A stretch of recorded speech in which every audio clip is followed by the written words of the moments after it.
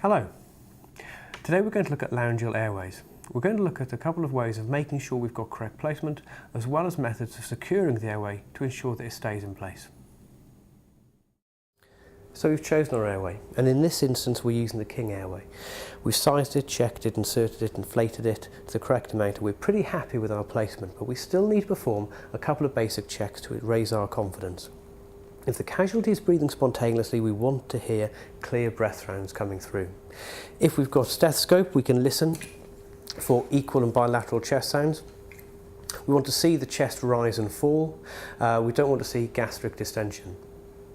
And all of this is great in a clinical setting, but if you're working in an environment with lots of background noise, confined space, low visibility, or the casualty is wearing a lot of clothing, body armour or PPE, all of this becomes much more difficult. So we're going to use something called Colourmetric Capnography to increase our confidence of correct placement.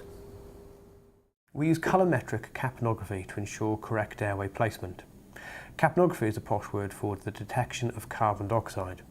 Now, if we've got good placement, we've got air ventilating into the casualty's lungs. If we've got poor placement, we either have a blockage or we have air ventilating into the casualty's stomach.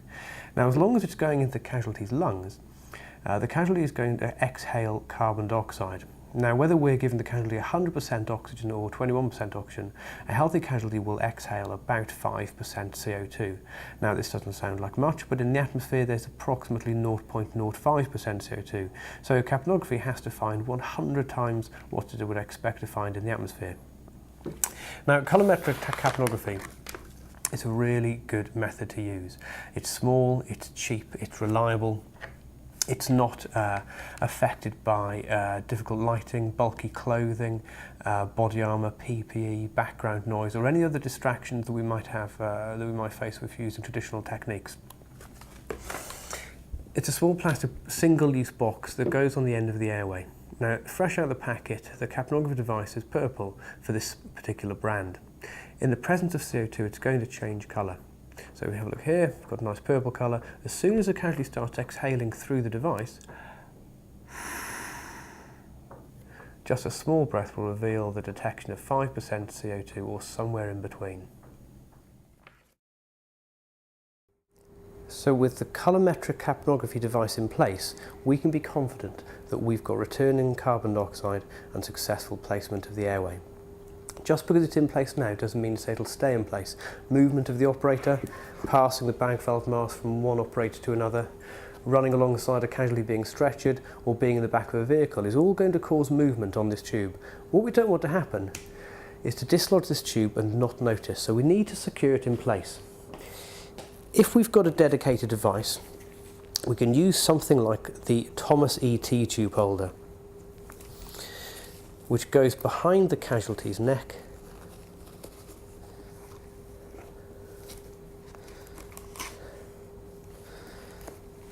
and clamps the tube in position, being careful not to squash the pilot bulb. We've also got a small hole so we can continue to aspirate if needed.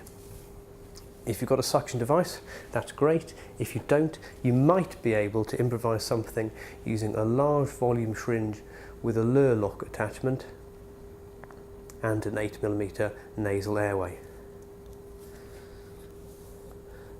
Applying the same rules of suction as we ordinarily would.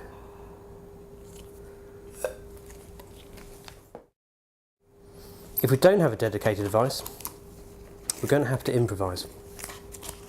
And the best thing for this is tape. Bearing in mind, all the while you're securing the airway, someone else is ventilating the casualty. At the very least, if your casualty is time critical, you're going to take a great strip, tie it around the tube as low down as you can, bring it to the corner of the mouth to anchor the tube in place, and tape the casualty's cheekbones. Bringing it to the corner gives you more space for suction and also anchors it a bit better. We're going to tape the casualty's cheekbones because the lower jaw is articulated and is free to move, so we want to attach it to something that's fixed. If your casualty isn't time critical, if they're stable,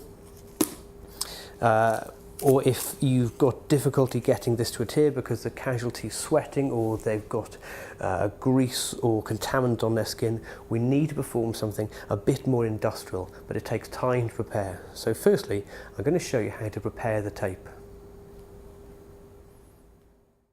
To prepare the tape, we're going to work in units of 6 inches.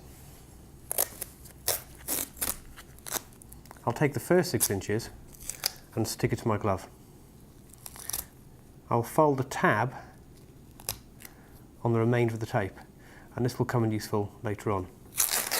I'll unroll a further 12 inches and double it back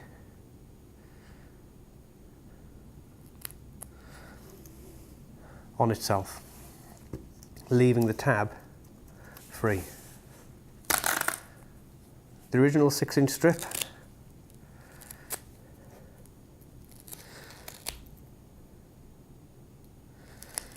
is re-adhered.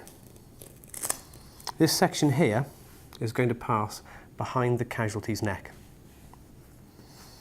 The whole section of tape is now no longer sticky, which makes it easier to handle, especially with gloves on.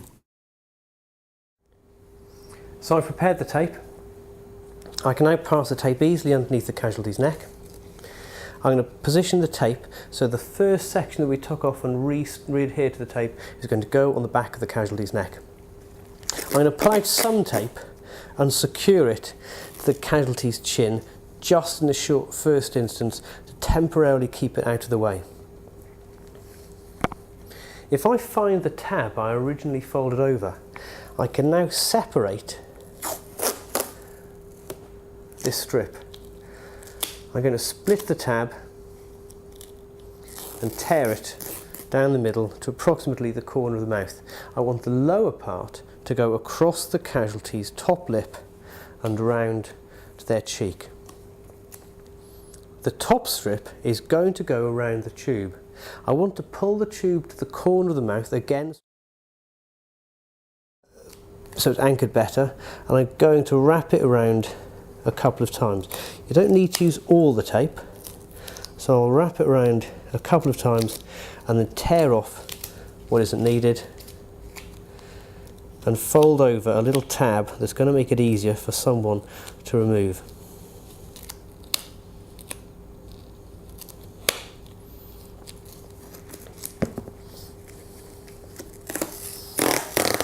On the other side, we take off a section of tape.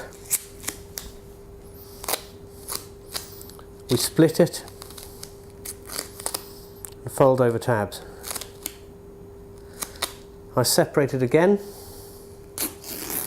to about the corner of the mouth, and the lower portion goes across the casualty's top lip and down over their cheek.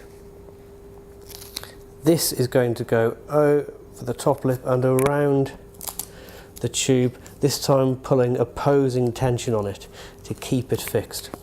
And again, I don't need all the tape, so I'll take off what isn't needed and fold a tab to make it easier for the next person to remove.